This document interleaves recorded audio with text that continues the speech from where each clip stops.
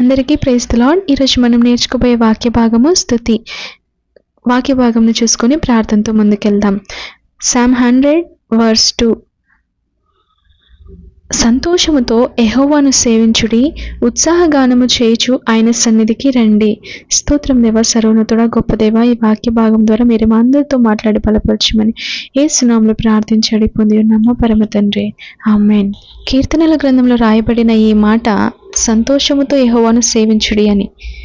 ఈరోజు మనం అసలు నిజానికి ఆలోచిస్తే సంతోషంగా ఉన్నవారు క్రైస్తవులు చాలా అరుదుగా ఉన్నారు.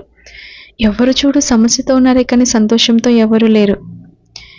దేవుని సన్నిధికి సంతోషముగా స్తుతిస్తూ రండి అని వాక్యం సెలవిస్తూ ఉంటే సమస్యతోనూ బాధతో దుఃఖంతో వస్తూ అదే వాటిని ఎలా తీసుకొస్తున్నారో వాటిని అలాగే మోసుకొని వెళ్తున్నారు.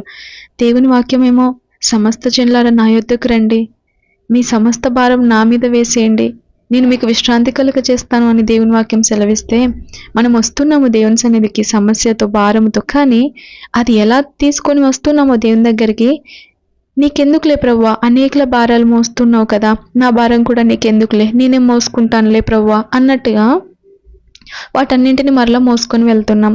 ఈ రోజున ఈ స్తుతి అనే ఈ వాక్య భాగం ద్వారా దేవుడు మనతో ఏం మాట్లాడుతున్నాడో జాగ్రత్తగా విందామండి. కొంచెం లోతుకెళ్ళి మరి ఈ స్తుతి అనే దానిలో నేను ముగ్గురు గురించి చెప్పాలని ఆశపడుతున్నాను.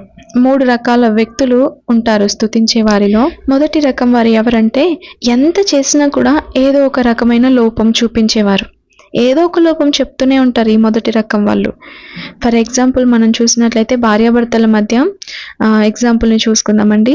భార్య కర్రీ చేస్తుంది, భర్తను అడుగుతుంది ఏమండి ఎలా ఉంది అని. అతడు అంటాడు కర్రీలో కొంచెం సాల్ట్ ఎక్కువైంది అంటాడు. నెక్స్ట్ డే కొంచెం కర్రీలో తక్కువ వేస్తుంది. ఎలా ఉందండి ఏమండి అంటే కర్రీలో సాల్ట్ తక్కువైంది అంటాడు. నెక్స్ట్ డే బ్యాలెన్స్గా వేస్తే కర్రీలో కొంచెం మసాలా తక్కువైంది అంటాడు. ఇలా ప్రతిరోజు ఏదో ఒకటి చెప్తూనే ఉంటాడే తప్ప చేసిన దాన్ని బట్టి బాగుంది అని అప్రిషియేషన్ లేదు. ఆ చిన్నదాన్ని అంత పెద్దగా చేసి చూస్తున్నాడు కాబట్టే అదే కనబడుతుంది, కానీ అసలైంది చూడలేకపోతున్నాడు. ఏది తక్కువ ఉందో, ఏది కొరతగా ఉందో, ఏది తప్పు పట్టాలో అదే చూస్తున్నాడే తప్ప చేసిన దాన్ని బట్టి థ్యాంక్స్ చెప్పట్లేదు. మరి రెండో రకం వాళ్ళని మనం చూసినట్లయితే ఎంత చేసినా అసలు గ్రాటిట్యూడ్ ఉండదు. ఎగ్జాంపుల్ మనం చూసినట్లయితే థ్యాంక్ యూ అనే మాట ఒక్కటే, కానీ the way of intention and expression is matter.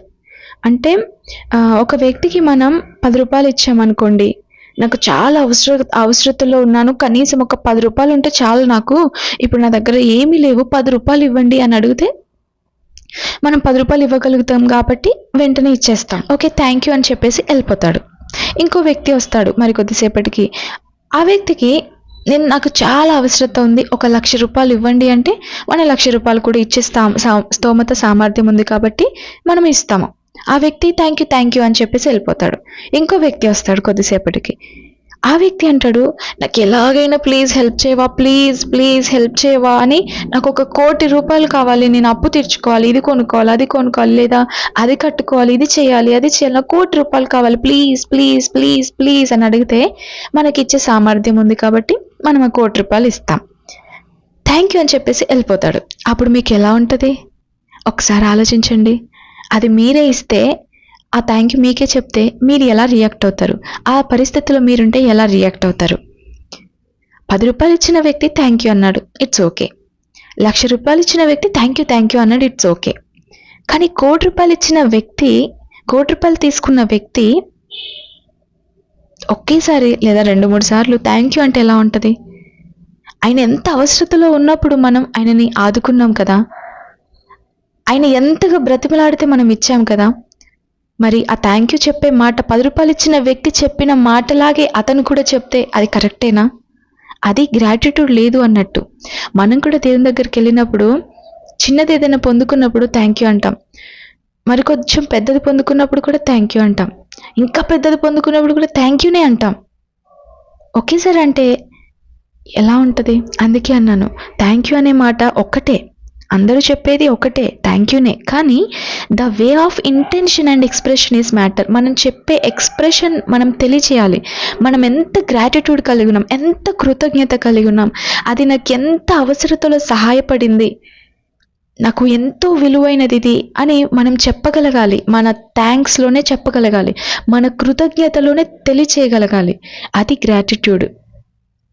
ఈరోజున మనం అలా తెలియచేయగలుగుతున్నామా, లేకపోతే 10 రూపాయలు తీసుకున్న వ్యక్తి వలె థ్యాంక్ యూ చెప్తున్నామా? ఒక వ్యక్తిగా మనకి అంత బాధ కలిగితే పరమ తండ్రికి ఎంత బాధ కలుగుతుంది? అరే 10 రూపాయలు ఇచ్చిన వ్యక్తి కూడా థ్యాంక్ యూనే చెప్పాడు, 1,00,000 రూపాయలు ఇచ్చిన వ్యక్తి కూడా జస్ట్ సింపుల్గా థ్యాంక్ యూనే చెప్పాడు అని మనకి ఎంత బాధ కలుగుతుంది?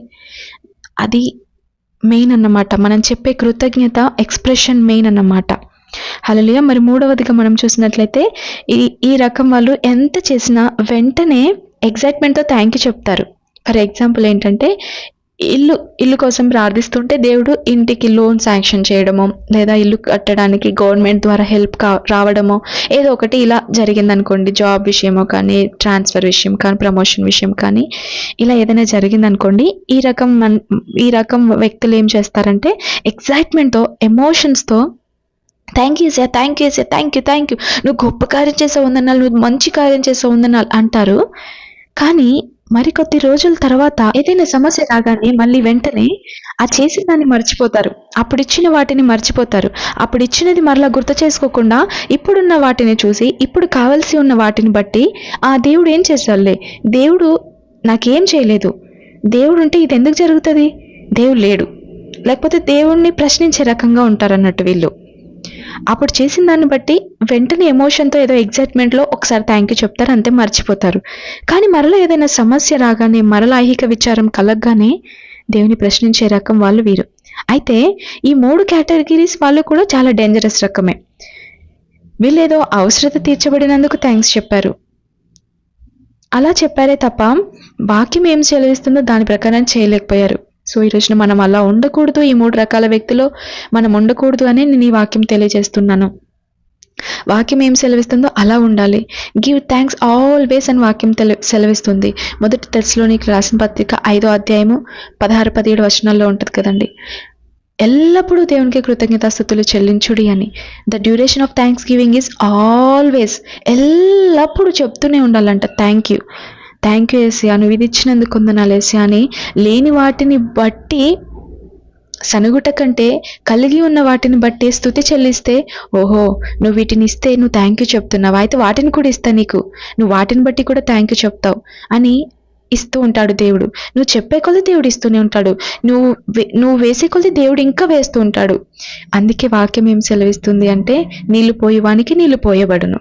నీవు దేవునికి స్తుతి ఒక నీళ్లుగా పోస్తూ ఉంటే దేవుడు మరింత నీళ్లు నీకు నింపుతూనే ఉంటాడు. నీ దగ్గర నుండి అయిపోకముందే దేవుడు నింపుతూనే ఉంటాడు. నీవు స్తుతి చెప్పే కొలది నీ యొక్క పాత్రని నువ్వు పెద్దగా చేసుకుంటున్నావు అన్నమాట. నువ్వెంత పెద్దగా నువ్వు స్తుతి చెల్లిసి, ఎంత పెద్దగా నువ్వు పాత్రని పెద్దగా చేసుకుంటే అంత ఎక్కువ నీళ్ళు నింపబడతాయి. నువ్వెంత ఎక్కువగా థ్యాంక్స్ చెప్తే అంత ఎక్కువ కార్యాలు నీలో నింపబడతాయి. నువ్వెంత ఎక్కువగా నీకున్న వాటిని బట్టి థ్యాంక్స్ చెప్తే మరింత థ్యాంక్స్ చెప్పే అవకాశమైన కార్యాలను దేవుడు నీలో చేస్తాడు. నీకు కలిగి ఉన్న వాటిని బట్టి నువ్వెంత సాక్ష్యాలు చెప్తే మరికొన్ని సాక్ష్యాలు చెప్పేందుకు దేవుడు నీ జీవితంలో కార్యాలు చేస్తాడు. అందుకే ఎప్పుడు సాక్ష్యాలు చెప్పేవారిగా ఉండాలి, ఎప్పుడు స్తుతించేవారిగా ఉండాలి, ఎప్పుడు ప్రార్థించేవారిగా ఉండాలి. ఆల్వేస్ గివ్ థ్యాంక్స్ అని వాక్యం సెలవిస్తుంది. హల్లెలూయా. అయితే చివరిలో ముగించుకునే ముందు, ఈ praise and thankfulness is an expression. స్తుతి అనేది మన దేహంతో కనబరిచేది. హృదయంలో కృతజ్ఞత, ఆరాధన భాగంగా ఉందనుకోండి, లైఫ్ స్టైల్గా ఉందనుకోండి, స్తుతి అనేది ఒక యాక్ట్గా మన నోటి నుండి బయటికి వస్తుంది. విలియం షేక్స్పియర్ గారు ఒక స్టేట్మెంట్ ఇచ్చారు. ఏమనంటే, ఒక సర్పపు నాలుక ఉన్న విషం కంటే కూడా కృతజ్ఞత లేని వారి నాలుక ఎంతో విషపూరితమైనది, ఎంతో షార్ప్ అని. ఈరోజున మనం మరి దేవుని స్తుతిస్తున్నామా, కృతజ్ఞత చెల్లిస్తున్నామా, లేకపోతే ఇశ్రాయేలు ప్రజల వల్ల సనుగుతూ ఉన్నామా?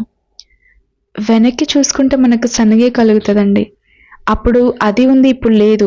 దేవుని నమ్ముకున్నాక ముందు నాకు అది ఉంది, ఇప్పుడు దేవుని నమ్ముకున్నాక లేదు అని అలా అనకుండా, ముందున్న ఎర్ర సముద్రమును చూస్తూ భయపడకుండా, దేవుడు ఎర్ర సముద్రం 2 పాయలు చేయగలిగిన సమర్థుడు అని విశ్వాసంతో అలా మాట్లాడాలి. విశ్వాసంతో మనం కృతజ్ఞతలు చెల్లించాలి. అందుకే కదా భక్తులు విశ్వాసంతో కృతజ్ఞతలు చెల్లించినప్పుడు అనేక అద్భుతాలను వారి జీవితంలో చూశారు. ఎదికో గోడలు విశ్వాసంతో స్తుతి చెల్లించగానే కూలాయి కదా. విశ్వాసము అనేది అదృశ్యములైనవి దృశ్యములనుటకే రుజువునై ఉన్నదని వాక్యం సెలవిస్తుంది కదా. లేని వాటిని దేవుడు ఉన్నట్టుగా పలికే దేవుడంట. మనం కూడా విశ్వాసంతో దేవుని స్తుతించడం ప్రారంభిద్దామండి ఈ రోజు నుండి. విశ్వాసంతో వారు స్తుతించారు, ఎరుకో గోడలను కూల్చగలిగారు. విశ్వాసంతో వారు ప్రార్థించగలిగారు, స్తుతించగలిగారు. ఎన్నో అద్భుతాలను చూశారు. ఎర్ర సముద్రం 2 పాయలైంది, ఎముకల్లో జీవం పుట్టింది, ఎండిన కర్ర చిగురించింది. ఇంకా పౌలు శీలలు బంధకాల నుండి విడుదల పొందారు. కేవలం విశ్వాసంతో స్తుతించడం ద్వారానే. అంటే అడ్వాన్స్డ్ థ్యాంక్స్ అంటారన్నమాట దాన్నే, విశ్వాసంతో స్తుతించడం. లేని వాటిని ఉన్నట్టుగా మనం కూడా దేవునికి వెళ్ళి పలకడం, దేవుని బిడ్డలుగా. లేని వాటిని బట్టి మనం దేవునికి స్తుతులు చెల్లించడం. మనకు అది కావాలి అంటే దాన్ని బట్టి దేవుని స్తుతిస్తే దేవుడు తప్పకుండా చేయగలిగిన సమర్థుడు. అక్కడ వారు గోడలు కూలాలి అనుకున్నారు, దేవుని స్తుతించారు, దేవుడు సహాయం చేశాడు. మనం ఎప్పుడైతే ఆ రీతిగా విశ్వాసంతో స్తుతిస్తూ ఉంటామో దేవుడు కార్యం జరిగిస్తూ ఉంటాడు. హల్లెలూయా, ఆమేన్. అయితే ఈ రోజున మనం దేవుని ప్రతిరోజు అడగవలసింది ఏంటంటే, lord teach me, lord teach me, saying thank more than asking you lord. నిన్ను అడుగుట కంటే కూడా దేవా అధికముగా నేను స్తుతించే రాణిగా నేను ఉండాలయ్యా. నా ప్రార్థనలో అధికమైన మాటలు అడుగుట కంటే కృతజ్ఞత చెప్పేవిగా ఉండాలి అని ప్రతిదినం మనం అడగాలి. మీరు చాలా బాధల్లో ఉన్నారా, ఇబ్బందుల్లో ఉన్నారా, డిప్రెషన్లో ఉన్నారా, ఒప్రెషన్లో ఉన్నారా, ఏదైనప్పటికీ మన సమస్య ఎంత పెద్దదైనప్పటికీ దేవుడు తీర్చుటకు సమర్థుడైనాడు. అయితే వాక్యం ఏం సెలవిస్తుందో దాని ప్రకారం మనం జీవించినప్పుడే కార్యం చూడగలుగుతామండి. ఈ రోజున మనం సనుగుతూ ఉన్నామా, గునుగుతున్నామా, స్తుతి చెల్లిస్తున్నామా, పరీక్ష చేసుకుందామండి. సనుగుతున్నాము అంటే దేవుడు చేసిన అద్భుతాలను, ఆయన మనల్ని నడిపించిన మార్గాలను మనం మర్చిపోయామని అర్థం.